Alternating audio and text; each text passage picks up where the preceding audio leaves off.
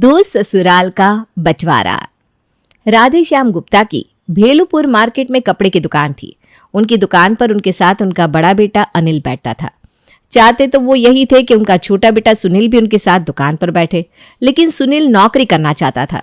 राधे श्याम गुप्ता का बिजनेस अच्छा चलता था।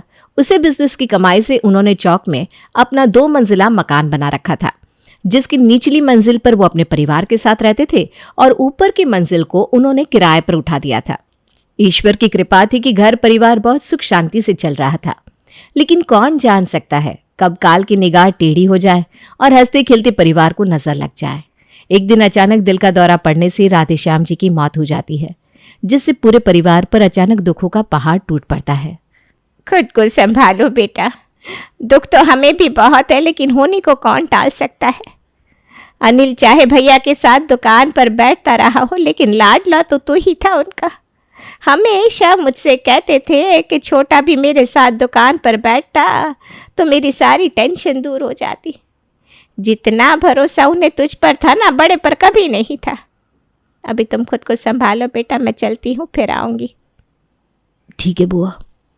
कहने को तो बुआ ने सुनील को दिलासा देने के लिए ये शब्द कहे थे, लेकिन वास्तव में बुआ ने छोटे के मन में बड़े भाई के प्रति बंटवारे का पहला बीज बोया था। कुछ दिनों बाद बुआ वापस उनके घर आती है। उस दिन शोक सभा में आप कुछ कह रही थी बुआ, ठीक से बात नहीं हो पाई थी। पापा कुछ कहकर गए क्या मेरे बारे में आपसे? हाँ बेटा, जब तक भैया थे तब तक ठीक था, घर की सारी जिम्मेदारी वही संभालते थे। अब उनके जाने के बाद दुकान का पूरा गल्ला अनिल के हाथों में चला जाएगा। अब कौन जानता है कि वो जिम्मेदारियाँ इस तरह से संभालेगा अभी या नहीं। तेरे पापा को भी ना इसी बात की चिंता थी कि कहीं उनकी मेहनत से खड़ा किया हुआ ये बिजनेस अकेले अनिल के हाथ में ना चला जाए। मैं तो कहती हूँ अब तू भी नौकरी छोड़कर दुकान पर बैठना शुरू कर दे। दुकान का हिसाब किताब देख। कल को अगर अनिल अपना परिवार लेकर अलग हो गया तो तेरी माँ का क्या होगा? दुकान तो पूरी उसके हाथ में है ना। आपको ऐसा क्यों लगता है बुआ? अनिल भैया बिल्कुल भी ऐसे नहीं है। अरे पापा के चले जाने से कोई उनका व्यवहार थोड़ी ना बदल जाएगा। मुझे तो ऐसा नहीं लगता कि वो कभी ऐसा करने के बारे में सोच भी सकते हैं। बेटा तू बहुत सीधा है, अभी तुझे दुनियादारी की उतनी समझ नहीं है। पैसा अच्छे अच्छे लोगों की नीयत बदल देता है। पहले तेरे पापा थे तो वो गल्ले पर बैठता था। दिन का क्या आ रहा है क्या जा रहा है अनिल को उसके बारे में कुछ ज़्यादा खबर ना थी, लेकिन अब जब वो खुद गल्ले पर बैठेगा तो सब कुछ उसके ही हाथ में आ जाएगा ना। बुआ आप चाहे कुछ भी कहो, मुझे अनिल भैया पर पूरा भरोसा है। अरे सुनील बेटा, कितनी बार समझाया, लेकिन तू है कि तुझे बात समझ में ही नहीं आती। क्या बुआ, क्या नहीं समझ रहा हूँ मैं? अरे कितनी बार तुझसे कहा कि तू भी दुकान पर जाने लग, लेकिन नहीं, तूने एक बार मेरी बात नहीं मानी और सारा गल्ला अनिल के हाथ में छोड़ दिया। तुझे पता भी है गल्ले के पैसों से अनिल ने भगवान नगर में एक 3 BHK का अपार्टमेंट बुक किया है। भैया को अपार्टमेंट बुक करने की क्या जरूरत पड़ गई? यहाँ रहने में उनको कौन सी दिक्कत है? अरे दिक्कत क्या होनी है, पैसे कमा रहा है तो कहीं तो खर्च करेगा ना। और तू बेटा बस ऐसे ही बैठा रह जाएगा। वो कहते हैं ना, बार बार घिसने से रस्सी भी पत्थर को काट देती है। उसी तरह बुआ के बार बार कहने से सुनील के मन में भी ये बात आने लगती है कि अनिल उनके साथ धोखाधड़ी कर रहा है और घर में पैसों का पूरा हिसाब नहीं देता। इसलिए वो बुआ की बात मानकर जॉब छोड़कर दुकान पर बैठना शुरू कर देता है। इसी तरह से कुछ दिन बीत जाते हैं और कुछ दिनों बाद बुआ सुनील के लिए रिया नाम की एक लड़की का रिश्ता लेकर आती है। रिया जल्द ही सुनील की पत्नी बनकर उनके घर में रहने के लिए आ जाती है। शादी के बाद सुनील की बुआ उसकी पत्नी की मुंह दिखाई की रस्म में उनके घर आती है। अरे बेटा अब तो तेरी शादी हो गई है, नीचे के एक कमरे में तेरा गुजारा कैसे होगा? खुद तो देख, उसने 3 कमरे कब्जा कर रखे और ऊपर के फ्लोर को किराए पर देकर उसका किराया भी खा रहा है, और तू यहाँ एक कमरे में अपनी पत्नी के साथ गुजारा कर रहा है। अब देख, तू बड़े से जाकर किराए में हिस्सा मांगेगा तो तू ही सबकी नज़र में बुरा बनेगा। इससे अच्छा है कि किराएदारों को निकाल कर बाहर कर और तू भी मालिकों की तरह ठाठ से पूरे फ्लोर पर रह। तेरी पत्नी के भी तो कुछ शौक होंगे। शादी के बाद वो अपना घर अपने हाथों से सजाएगी कि नहीं? सुनील अब पूरी तरह से अपनी बुआ के बहकावे में आ चुका था, इसलिए वो झट से अपनी माँ और भाई से ऊपर के फ्लोर में रहने की डिमांड कर देता है। भैया मुझे एक कमरे में रहने में बहुत प्रॉब्लम हो रही है, आप ऊपर के फ्लोर से किराएदारों से मकान खाली करवा लो, फिर वहां पर मैं रहने चला जाऊंगा। अरे नीचे इतने कमरे तो हैं, तुम्हें अगर कोई कमरा चाहिए तो एक कमरा मैं नीचे ही खाली कर देता हूँ, किराएदार को हटाने की क्या ज़रूरत है। नहीं भैया, मैं ऊपर रहना चाहता हूँ, जब घर में जगह है तो क्यों एडजस्ट करना है। सुनील के कहने पर अनिल किराएदारों से कहकर अगले महीने ही ऊपर का फ्लोर खाली करवा लेता है और सुनील ऊपर के फ्लोर में रहने चला जाता है। एक दिन सुनील की पत्नी रिया सास के पास जाती है। माँ जी, मुझे अपने मायके में एक शादी में जाना है, आप अपना खानदानी हार मुझे शादी में पहनने के लिए दीजिए ना। ऐसे कैसे वो हार माँ जी तुमको दे देंगी? अरे तुमसे पहले शादी करके मैं इस घर में आई हूं, उस खानदानी हार पर मेरा तुमसे ज्यादा हक है। अरे पहले आने से क्या मतलब है? जब आपकी शादी हुई थी तब माँ जी ने आपको क्या क्या चढ़ाया था मैंने थोड़ी ना देखा था, और मैं सिर्फ हार ही तो मांग रही हूँ, मैंने कौन सा आपकी ज्वेलरी में हिस्सा मांग लिया। रिया के बार बार मांगने पर भी सास उसको वो हार देने के लिए तैयार नहीं होती और दोनों देवरानी जेठानी में बहस हो जाती है। शाम को पति सुनील के घर आने के बाद, सुनील, आज मैं माँ जी के पास उनका खानदानी हार मांगने गई थी, लेकिन उन्होंने तो वो मुझे देने से साफ मना ही कर दिया। क्या इस घर के सामानों पर सिर्फ भाभी का ही हक है, हमारा कोई हक नहीं है? अरे माँ ने ऐसे कैसे मना कर दिया? चलो मैं माँ से बात करता हूँ। माँ, आज दिन में जब रिया आपके पास वो खानदानी हार मांगने आई थी तब आपने उसे हार देने से क्यों मना कर दिया? वो हार इसको दे दीजिए ना। सुनील भैया, आप इस रिया के कहने पर वो हार मांगने आ गए? भूल गए मैंने आपके लिए कितना कुछ किया है शादी से पहले। माना कि आपने परिवार के लिए बहुत कुछ किया है भाभी, लेकिन इसका ये मतलब तो नहीं ना कि माँ के पुश्तैनी जेवर की इकलौती हकदार आप हो गई। अरे जेवरों का तो आधा आधा बंटवारा होना चाहिए ताकि झगड़े की कोई वजह ही ना बचे। क्यों माँ? दोनों को झगड़ते देख उनकी माँ उर्मिला अपना सर पकड़ लेती है। देखो, झगड़ना बंद करो। मैंने कभी सपने में भी नहीं सोचा था कि पिता की आंखें बंद होते ही बेटों के सुर बदल जाएंगे। तुम्हें गहने ही चाहिए ना? ठीक है, मैं कर देती हूँ गहनों का बंटवारा, लेकिन ये कुत्ते बिल्लियों की तरह लड़ना बंद करो। दोनों बहू के झगड़े का निपटारा करने के लिए सास उर्मिला अपना पुश्तैनी जेवर दोनों बहू में आधा आधा बांट देती है। शादी से वापस आने के बाद एक दिन रिया किचन में जाती है। भाभी, मुझे अपने लिए पकौड़े बनाने का मन हो रहा है, बेसन कहाँ रखा है? बेसन तो नहीं है, वो आज मैंने दिन में ही रोहन और तानी के लिए पकौड़े बना दिए थे तो बेसन खत्म हो गया। इस घर में कभी भी कुछ खाने का मन हो जाए तो हमेशा सामान खत्म ही रहता है। पूरा पूरा दिन आप अपने लिए और अपने बच्चों के लिए किचन में कुछ ना कुछ बनाती रहती हो। अब बस बहुत हो गया। आज शाम को मैं सुनील से बात करूंगी, अब से मैं ऊपर की किचन में अपना खाना अलग बनाऊंगी। शाम को, सुनील देखो, मैं तुमसे साफ साफ कह रही हूँ, अब मैं भाभी के साथ खाना नहीं बना सकती, मुझे अपना किचन अलग चाहिए।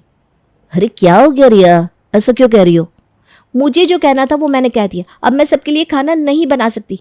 कभी भी नीचे जाओ हमेशा किचन एंगेज रहता है। अरे हमारा भी मन कभी कुछ बनाकर खाने का हो सकता है कि नहीं? जब देखो भाभी अपने बच्चों के लिए और भैया के लिए कुछ ना कुछ बनाती रहती है। रिया की जिद की वजह से किचन अलग हो जाता है।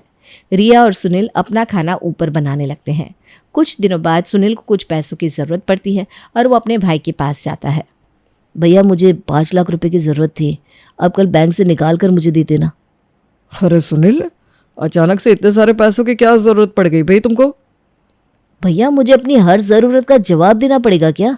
आखिर मैं भी तो दुकान पर काम करता हूँ, यहाँ के गल्ले पर मेरा भी उतना ही अधिकार है जितना आपका। पिताजी ने अपने जीते जी बंटवारा नहीं किया तो इसका मतलब ये नहीं कि सब कुछ आपका ही है। मुझे कुछ पैसों की ज़रूरत है तो मैंने आपको बता दिया, बस आप कल पैसे निकलवा कर दे देना। सुनील, आजकल दुकान का गल्ला इतना अच्छा नहीं चल रहा है, इतने पैसे अचानक से मैं कहाँ से लाऊंगा? खूब पैसे बैंक में, सब पता है मुझे। मैं अभी आपके साथ दुकान पर बैठता हूँ, दुकान के गले में क्या आ रहा है क्या जा रहा है इसकी खबर मुझे भी रहती है भैया। आप मुझसे झूठ बोलने की कोशिश मत करिए। सुनील अनिल की बात सुनने को तैयार ही नहीं होता और उसकी जिद करने पर मजबूरी में अनिल अगले दिन उसको 5 लाख रुपए लाकर दे देता है। अब इस तरह से ये रोज का तमाशा हो गया। कभी रिया और सीमा के बीच में, कभी अनिल और सुनील के बीच में झगड़े चलते ही रहते हैं, कभी पैसों को लेकर कभी गहनों को लेकर। सुनील और उसकी पत्नी रिया की बदतमीजी बढ़ती ही जा रही है। अब हमारे बीच में भाई भाई जैसी कोई बात रही नहीं। बेहतर होगा माँ कि अब आप सारी प्रॉपर्टी का बंटवारा कर दो। जहाँ तक मुझे जानकारी है पापा कोई वसीयत तो बना कर गया है नहीं। कानूनन पापा की जो भी कुछ संपत्ति है उसके 3 हिस्से होते हैं। 50% की मालकिन आप हुई और बाकी बचे हुए 50% में से आधा आधा हम दोनों भाइयों का हो गया। ठीक है बेटा, अगर बंटवारे की बात तुम्हारे मन में आ ही गई है तो यही सही। वैसे मैं भी देख रही हूँ, पापा के जाने के बाद तुम दोनों भाइयों में अपनापन और प्यार नहीं रहा। तुम दोनों ने मेरे संस्कारों को शर्मिंदा किया है। मैंने कभी सपने में भी नहीं सोचा था कि तुम दोनों मुझे ऐसा दिन दिखाओगे। ठीक है, गांधीनगर वाला मकान मेरा हुआ, और ये मकान जिसमें हम लोग रह रहे हैं इसका बंटवारा तो मैं पहले ही कर चुकी हूँ। एक फ्लोर तुम्हारा और एक सुनील का हो गया। बस आज के बाद मुझे इस घर में झगड़े की कोई वजह नजर नहीं आनी चाहिए, क्योंकि गहने और कैश का बंटवारा तो मैं बहुत पहले ही कर चुकी हूँ। आज से तुम दोनों अपने अपने रास्ते। आज के बाद कभी भी मुझे झगड़े की आवाज सुनाई नहीं देनी चाहिए। जैसे ही दोनों भाइयों के बंटवारे की खबर बुआ जी को लगती है, बुआ जी सर पर पांव रखकर दौड़ी दौड़ी चली आती हैं। अरे बेटा, बड़ा नादान रह गया तू। सच्ची दुनियादारी की बिल्कुल समझ नहीं है तेरे अंदर। अरे क्या हुआ बुआ, ऐसा क्यों कह रही हो? अब मैंने ऐसा क्या कर दिया? अरे बेटा, कानूनन 50% की मालकिन तो तेरी मम्मी है, और 50% का मतलब गांधीनगर वाला पूरा मकान तेरी मम्मी के पास है। और अभी भी अनिल चाहे ना तो भाभी को बहला फुसला कर कभी भी प्रॉपर्टी के कागजों पर साइन ले सकता है। अब तू ही सोच कर बता, फिर कहाँ से ये बंटवारा बराबरी का रह गया? अब बुआ, वो तो मम्मी के हिस्से की प्रॉपर्टी है, वो चाहे जिसे भी दे, उसमें तो मेरा कोई जोर नहीं है ना। आप ही बताओ मैं क्या कर सकता हूँ? अरे क्यों कर नहीं सकता? थोड़ा दिमाग का इस्तेमाल करेगा तो सब कुछ कर पाएगा। तू भाभी को अपनी मुट्ठी में कर ले। भाभी तेरी मुट्ठी में होगी तो उनके हिस्से की प्रॉपर्टी भी तेरी। फिर दो दो ससुराल के मजे लेना तुम और रिया। और गांधीनगर वाले मकान की कीमत पता है कितनी चल रही है? कम से कम 1.5 करोड़ का बंगला है वो भी। तो फिर मैं क्या करूँ बुआ? बंटवारे के बाद अब भाभी को तुम लोग अपने पास ले आओ। और देखो, इतनी आसानी से वो तुम्हारे साथ रहने के लिए आएगी नहीं। भाभी के पास जाओ, नाक रगड़ो, माफ़ी मांगो, और फिर अच्छे बेटे की तरह उन्हें अपने घर बुला लो। फिर कुछ दिन जमकर उनकी सेवा करना। जब उन्हें भरोसा हो जाएगा, अपने आप सारी प्रॉपर्टी निकाल कर तुम्हारे हाथ में रख देगी। और क्या? सुनील को बुआ का आइडिया बहुत पसंद आया, इसलिए एक दिन वो दोनों पति पत्नी रोते हुए माँ के पास जाते हैं। माँ, बंटवारा तो हो गया, लेकिन हम दोनों ये सोचकर दुखी है कि आपके बिना हम कैसे रह पाएंगे। बंटवारा मकान का हुआ है, लेकिन आप तो हमारी माँ हो, आपका बंटवारा नहीं हो सकता। माँ, हमने सोच लिया है, आप हमारे साथ ही रहेंगे यहाँ। नहीं बेटा, मैं गांधीनगर वाले मकान में जा रही हूँ। अब मैं थोड़ा समय अकेले में सुकून से बिताना चाहती हूँ। तुम दोनों के रोज रोज के झगड़े देखकर मेरा मन बहुत दुखी है। अपने छोटे बेटे को माफ नहीं करोगी माँ? मैं वादा करता हूँ आज के बाद ऐसी कोई गलती नहीं होगी। रिया भी आपकी सेवा करना चाहती है, एक बार हमें सेवा का मौका दे दो माँ। छोटे बहू और बेटे के बार बार कहने पर उनकी माँ ऊपर वाले फ्लोर पर उनके साथ रहने के लिए तैयार हो जाती है। कुछ महीने तक दोनों बेटा बहू सास की जमकर सेवा करते हैं। रिया भी दिन के 24 घंटे बस सास उर्मिला के आसपास ही घूम रही थी। घर में खाना बनाना हो या कोई और काम हो, सब उर्मिला की पसंद से ही हो रहा था। उर्मिला के कहने से पहले उसकी हर ज़रूरत का सामान उसके सामने हाजिर हो जाता था। धीरे धीरे उर्मिला को इस बात पर भरोसा हो गया था कि सुनील और रिया वाकई उसे बहुत प्रेम और सम्मान करते हैं। एक दिन, क्या बात है बहू, सुनील इतना चुप चुप क्यों है आजकल? कोई बात है क्या? जाने दीजिए माँ जी, आप इन सब से दूर रहिए, वो संभाल लेंगे। अरे बेटा, लेकिन हुआ क्या है? माँ जी, सुनील ने नया बिजनेस स्टार्ट किया है, जिसके लिए उन्हें लोन की ज़रूरत है। अब उनके पास ऐसी कोई बड़ी प्रॉपर्टी तो है नहीं जिसे गिरवी रखकर बैंक से पैसा उठा सके, इसीलिए ना टेंशन में रहते हैं। अरे बहू, ऐसा कर, सुनील से कह कि चिंता ना करे। अरे मेरे पास है ना अपना गांधीनगर वाला मकान, मैं उसे सुनील के नाम कर देती हूँ। फिर ये आराम से लोन ले सकता है। और मकान मेरे नाम हो या सुनील के, क्या फ़र्क पड़ता है? ठीक है मम्मी जी, आप कहती है तो मैं सुनील को बोल दूंगी। वैसे ना आपकी प्रॉपर्टी वो लेना तो नहीं चाहेंगे, लेकिन आप खुद देंगी तो शायद मान जाए। जैसे ही उर्मिला अपना मकान बेटे को देने के लिए राजी होती है, सुनील खुशी खुशी अपनी बुआ को ये खबर सुना देता है। ये हुई ना बात, ठीक है, फिर तो मकान के कागज़ बनवा ले और भाभी से साइन करवा ले। मैं भी पहुंच जाऊंगी भाई, शुभ काम के समय मेरा तो वहां होना बनता ही है।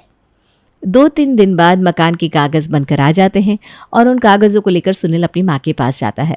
जैसे ही उर्मिला उन कागज़ों पर साइन करती है, बुआ जी के चेहरे पर जीत की मुस्कान दिखाई पड़ने लगती है। देखा भाभी, आपके छोटे बेटे ने क्या किया। अब क्या करोगी? अपने बेटे के संस्कारों को दोष दोगी या अपनी परवरिश को?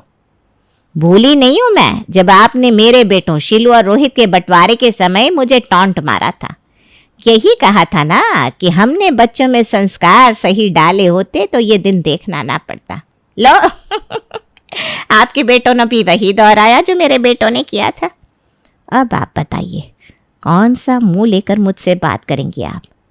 कोई लोन वोन नहीं लेना है सुनील को, बस ये सब आपके हिस्से की प्रॉपर्टी हथियाने का जरिया भर था। अच्छा हुआ आपने सब कुछ अपने मुंह से कबूल कर लिया। आपके मुंह से ये सब सुनने के लिए ही मैंने ये नाटक रचा था। मुझे मामा जी बहुत दिन पहले ही बता चुके थे कि आप ये सब माँ से अपना बदला लेने के लिए कर रही हो। उन्होंने ही मुझे समझाया कि मैं गलत इंसान की बातों में आ रहा हूं। मैंने आपकी बातों में आना नहीं छोड़ा तो हमारे घर की रही सही एकता भी खत्म हो जाएगी। मामा जी की बातों को परखने के लिए ही मैंने ये प्रॉपर्टी के कागजों पर साइन कराने वाला नाटक किया। और देखो अब खुलकर सामने आ गई। और इन कागजों के चक्कर में मत पड़ना बुआ। माँ ने कागज साइन जरूर किया है, लेकिन कागजों में यही लिखा है कि माँ का गांधीनगर वाला मकान उनके बाद हम दोनों भाइयों में बराबर बराबर बटेगा। मुझसे बोल हो गई थी माँ, जो मैं बुआ की बातों में आकर पता नहीं क्या करने चला था। सही समय पर सुनील की आंखें खुल गई और एक हंसता खेलता परिवार टूटने से बच गया।